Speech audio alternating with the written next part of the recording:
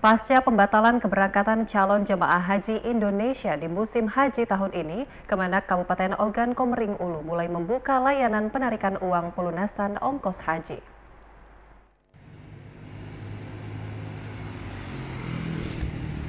Hingga saat ini Kemenak Oku mencatat ada 2 calon jemaah haji asal Oku mengajukan penarikan uang pelunasan. Penarikan itu dengan alasan dipergunakan untuk keperluan keluarga.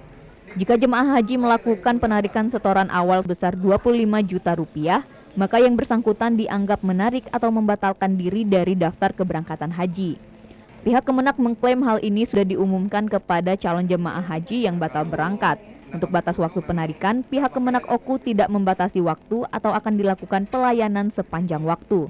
Dipersilahkan untuk seluruh jemaah yang membutuhkan uang pelunasan yang lebih kurang 7 sampai 8 juta itu boleh diambil.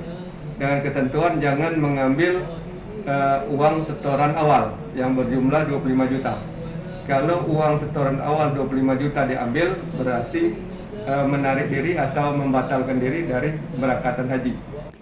Jumlah calon jemaah haji di Kabupaten Ogan Komering Ulu yang batal berangkat pada musim haji tahun 2021 sebanyak 296 jemaah dengan perbandingan 60% perempuan dan 40% laki-laki.